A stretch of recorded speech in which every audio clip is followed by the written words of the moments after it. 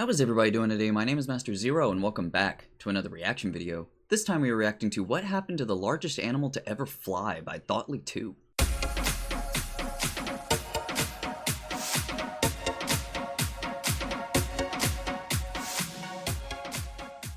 Alright, so first things first, huge shout out to... Too many users have this username over on Discord, and that is an amazing username, by the way. It's very creative. I love it. But yeah, they wanted me to react to this, and I was like, what is this? So it's piqued my interest. So I was like, okay, I'm going to go look around. I'm going to look to see what it is. And it's Thoughty2. And I only reacted to one other video by him, which is like, you could do anything in your dreams or something like that. It was about lucid dreaming, and I really liked that. And it just literally his channel just evaporated out of my memory. Like, I do not remember reacting to it. I actually had to look it up on my channel to see if I ever reacted to him. And yes, I have. So yeah, I'm super excited for this because I really like the other one. So without any further ado, here is What Happened to the Largest Animal to Ever Fly. Hey, Thoughty2 here. Hi. On the 6th of May, 1937, just jumping right into it, I love was it. coming into land at Don't love this. I know what's gonna happen. In New Jersey. This is bad. After a transatlantic journey that had begun in Frankfurt 3 days Why are we talking about this? The huge airship was a sight to behold. Yeah, it was. Not least due to the gigantic pair of swastikas plastered to its rear end. But as the Hindenburg made its final approach, something went wrong. Onlookers on the ground noticed the fabric of its envelope begin to ripple and flutter, as if caught in a breeze. And then, it caught fire. Yeah, that's the thing everybody knows. It's been on Family Guy multiple times, I think. Fire and flying have never been a great combo. What about hot air balloons? For the Hindenburg, it was particularly bad news. Yeah? That's because its colossal envelope was filled with somewhere in the region of 200,000 cubic meters of highly flammable hydrogen gas. Yeah, that's bad. All it took was a single tiny spark. Oh my god. Hindenburg was doomed. Oh, the humanity. For real. Within a matter of seconds, the airship was engulfed in a towering I thought fireball the tower thing did it. the ground. I didn't know it was just an explosion. Judging by these images, you'd think nobody on board could have possibly survived this tragedy. For real. But, believe it or not, plenty did. No. In fact, the majority of people on the Hindenburg that day lived to tell the tale. Right on. Riding around the sky, suspended from what is basically a giant balloon full of flammable gas, has plenty of drawbacks, as the Hindenburg disaster ably demonstrated. God, that's terrible, man. Despite at least a lot of people survived, right? I thought everybody would have died. It took some time for the massive quantity of hydrogen it carried to burn away, meaning the airship stayed on fire far more slowly than a similarly stricken aeroplane would have. It was around 30 seconds from that first spark to impact with the ground below. God. That gave many of the passengers and crew a small window just before the airship hit the ground in which they could jump to safety and leg it from the inferno at top speed. Bro! Of the 97 people on board, an incredible 62 kind of like jumping survived.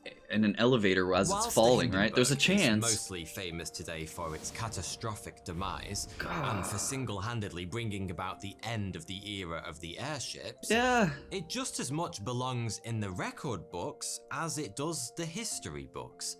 And that's because, big boy? Despite having been built 85 years ago, it remains, to this day, the single largest flying object ever built by humans for commercial purposes. I guess, good job, humans, right? Just look at this thing. That thing's pretty big. I didn't realize it was that freaking big. Specks on the ground all around it. Dang. Those are people. I love like size perspective stuff. I just love it for some reason. In operation today is the Airbus. This is really intriguing.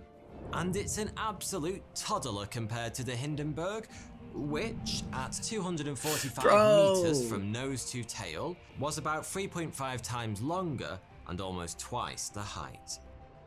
Impressive. The Hindenburg is often compared to another famous ship, the Titanic. I was about to say, is it as big as the Titanic? Because it was roughly the same size and about as safe to book a holiday on. Yeah, they both ended in a disaster. Was one chunky boy, and that got me wondering. Big chunkus. If the Hindenburg is the largest man-made object to ever take to the skies, Okay, now he's going on track here. what's the largest animal ever to do so? When I'm we also think curious. of flight in nature, the first animals that spring to mind are probably birds. Yes. But powered flight has evolved at least 4 separate times on planet Earth so far. Okay. And amongst 4 very different It's gonna be another one of those creatures. things I don't And really think the very about type of first videos, to isn't it? crack it? The insects. Let's did go. So about 300 million years before birds even existed. Not Okay. that should really come as much of a surprise. Insects It's just something you are don't an think about, annoyingly right? It's really cool successful stuff. bunch. They're basically the archetypal older sibling. They didn't just evolve before us mammals and most of the other common forms of life on Earth outside of the oceans. They also seem to outperform us in almost every single way imaginable. Pound for pound, insects are stronger Yeah, insects and are very faster strong. than any other kind of animal. They also hold all sorts and kinds That's of why records Spider-Man's for the OG. things like jumping and swimming, and many are born strapped right inside a perfectly fitting suit of armor. Okay. They're Right on. basically pint-sized super soldiers that put us hairless apes to shame.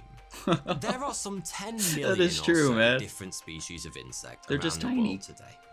Voice With an crack there. estimated Tiny. 10 Itty bitty tiny. quintillion individuals creeping and crawling their way around the planet at any given moment. They're everywhere. Meaning they make up around 90% of all animal life forms. Okay. And yes, they were the first animals ever to fly.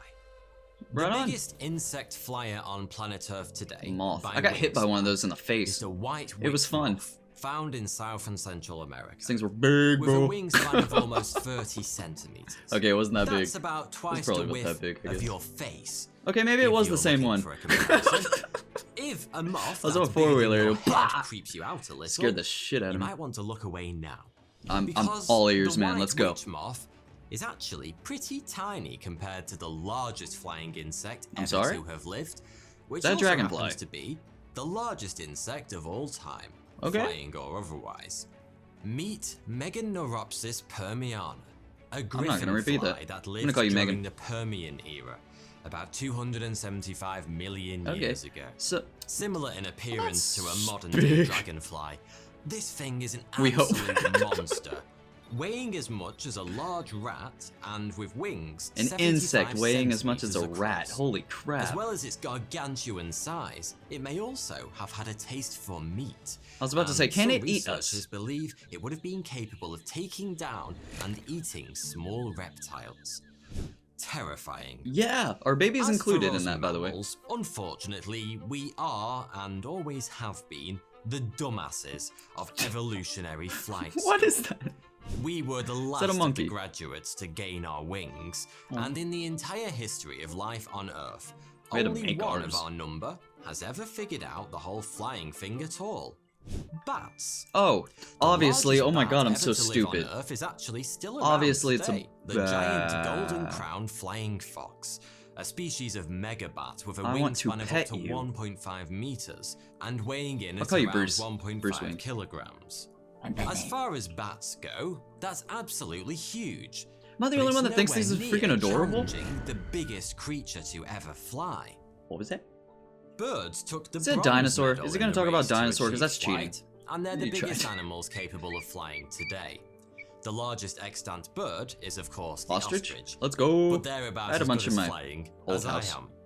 The largest flighted bird, at least in terms of wingspan, is the wandering albatross. Okay. A bird so well like a adapted to seagull? life in the skies, it can soar for hours on end without even having to flap its wings. Let's go. And it actually uses less energy whilst gliding than it does sitting on dry land doing bugger all. I'm sorry? Speaking of dry land, So it's less energy albatrosses don't being in have the all air. that much use for it at all, Props, man. apart from breeding.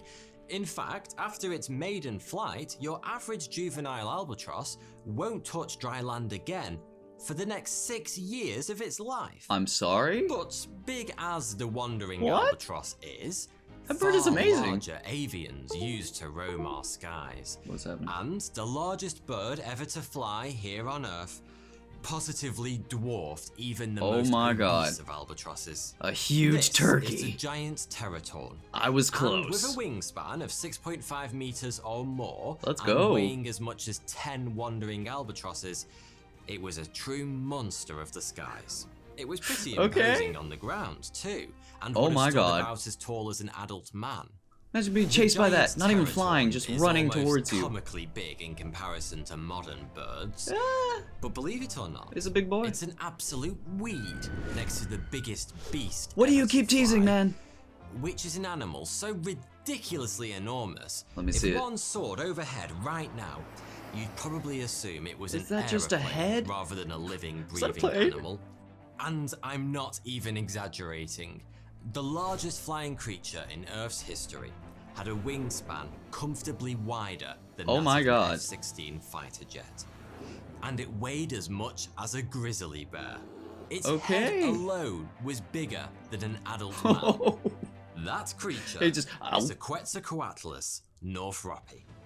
The largest animal ever to throw itself skywards. That and doesn't look like it should be alive. Or should have been alive, I guess. lived in the era of the dinosaurs. Back and then. It was most definitely dino-sized. Looks like it, yeah. Look at its head! A dinosaur. Nor is it the ancestor of our modern-day flying dinosaurs. But Quetzalcoatlus was a perosaur, a kind of flying lizard that last graced our skies some 66 it should million not years be ago. alive. Look at its Around structure. the time a great big meteorite came along and spoiled everyone's fun by triggering the KT extinction event. As we all know. It's difficult to get across just how insanely huge Quetzalcoatlus northropi actually was. Give me more size comparisons. I really like that. To everything that's come since. But I'll give it a go. Let's go. Its wingspan was wider than a London bus is long, and it weighed around 15 times more than the heaviest bird capable of flight today, the Cory bustard. And remember how I said the giant teratorn was about the size of a man when standing on the ground? Is the other guy? Quetzalcoatlus would have towered over a T-Rex. Dude, its head! I can't get over the size of its head. It would have been around 5 meters tall. About the height of a that could literally eat you. Quetzalcoatlus without even thinking about it. Impressive on the ground. But once airborne, it would really have been a sight to behold. Is it fast? Capable of flying up to 80 miles per hour. Pretty and fast. Soaring at altitudes of 4,600 meters or more. Quetzalcoatlus was a true intercontinental cruiser with an estimated flight range of up to 20,000 kilometers. To put that into context, if Quetzalcoatlus were still alive today, and you were able to train one to be the world's most overqualified carrier pigeon, it would be able to deliver a letter to any major city on Earth, no matter your starting location. Auckland to New York? Easy. London to Los Angeles? Simple. It could have flown Rookie there, numbers. dropped your letter off, and flown back with the reply, all without stopping. We gotta stop for the reply, right? Quetzalcoatlus comes from the Aztec deity Quetzalcoatl. Still not gonna try. I tried. I almost did. God of the wind, and the Northropi part was given in honor of Jack Northrop, an aeronautics engineer known for his work on tailless aircraft. Oh, okay. Right on. Fascinating though these creatures undeniably are, they are. We know very little about them. In fact, just that they're a big boy. We didn't even know they existed at all big speedy until boy. 50 years ago. 50? When a geology like student first uncovered Quetzalcoatlus fossils in Texas. Texas, let's go! The record remains fairly patchy even today. Finally get a shout shout out. out. Reason for that. Quetzalcoatlus may have been a giant, but unlike other large creatures from the Cretaceous period like T-Rex, its body wasn't the best candidate for fossilization. Because the bird? For an animal this size to have been able to fly at all, it required an extremely lightweight skeleton. I know what I'm talking about. And much like modern birds, Quetzalcoatlus' You got this. It's like my the bones of a Quetzalcoatlus were hollow, with some containing air sacs that contributed to a souped-up respiratory system. That's all great for helping a creature the size of a giraffe stay airborne, But such I love fragile bones aren't so great for fossilization. Yeah. Still, archaeologists are a smart bunch, and they've been able to glean a fair bit of information about what Quetzalcoatlus may have been like. Get them smart from brains the going, fossil big boy fragments brains. they've gathered so far. And by looking for comparisons with modern flying Every time it shows that creatures. shot, I expect like an 80s like One theory has something. Quetzalcoatlus pegged as a kind of prehistoric vulture, Ooh, using I its don't like supreme vultures, soaring but they're skills necessary. to track down the carcasses of Especially dead here with all the dinosaurs. roadkill. Alternatively, for a while, it was thought Quetzalcoatlus may have made use of its long neck to skim feed, How? snatching fish right Never out mind. of the water. That's what I was saying it could do to humans. But as Maybe I know more about this pieced guy than I together thought. more information from fossils, it became clear Quetzalcoatlus's beak, neck, and jaw anatomy would have made Looks like the skin thing from feeding Beetlejuice. near impossible, especially when coupled with the huge amount of drag such a colossal beast would have had to contend with when flying so close to the ground. Today, the prevailing theory has Quetzalcoatlus down as a predominantly ground-based hunter, Okay, using like a giraffe. his long neck and great reach to ambush small dinosaurs or large rodents in a similar hunting method You to could that literally used by just- storks today. That's a big fish. But, however, this long-dead sky monster got its 3 square meals a day. It truly was one of the most magnificent creatures ever to have lived. Yeah, One so outlandish, freaking crazy, it almost man. defies belief. it should. So, to answer my original question, the largest animal ever to fly wasn't a bird, it Or a wasn't plane. It was Superman? It was the Quetzalcoatlus North Rocky. Might as well, right? Thanks for watching. Oh, that was delightful. I You love can get you. your Oh, a hands little on my chinky book, wink. Stick a flag in it over Stick a on flag in it, Amazon okay. or on Audible. Links to both in the description below. Right on. Thank you. Thank you, you delightful man. Alright, that was just simply delightful. Like, his dialogue alone is just, I don't know, it's something about it. It's so pleasing to the ear. And then just him, like, establishing something, like, explaining what he's talking about, like, the point of the video and stuff like that. It's just really, really cool that he gets down with it. And it's so cool, like, how, at the very beginning, it's kind of like the opposite of, Xerbia. It's like, Xerbia starts with the topic and then goes off on a rant. This guy goes off on a rant and then continues with the topic. And it's really, really cool, like, how different, I don't know, I'm kind of geeking out over the creative side of it, but just different creators have different things and stuff and how they do things and how they do videos and stuff. It's all different. I really like it. And it's just, I don't know, just something about it, like, it's just, I don't want to say useless information, but it's almost useless information to know about, like, the biggest bird in the world, but come on, it's cool. Like, it's so cool to learn about stuff like that, and, like, especially, like, dinosaurs and stuff, since they're not here anymore, we don't really know that much about them, especially, like he was saying, like, the bird dinosaurs of the time, like, we can't find out much about them because their bones decay faster because they're hollow bones and stuff like that, and that's really, really interesting stuff. And it's just, the more we learn about the creatures, the more it excites me and stuff. It's just what this world was like, I don't know, like a couple billion years ago. Like, it's pretty crazy stuff to think about. So yeah, really, really awesome video. I love it. Right up my alley. So yeah, that was really, really awesome. So I have been Master Zero. Y'all guys have been fantastic. Check out the link, the bio, everything's down below. I don't even know what I'm saying anymore. So I've been Master Zero. Y'all guys have been fantastic, and I'll see y'all in the next episode. Later days.